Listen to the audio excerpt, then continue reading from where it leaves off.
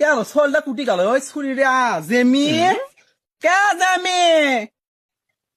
আল্লাহ কুটি গেল হ্যাঁ মেয়েরা পেয়েছেন বা দিস সাইসি করে থেকে পেয়েছেন নাম করে ডাকছু গান আমাদের নেমে খেলাচ্ছে থাম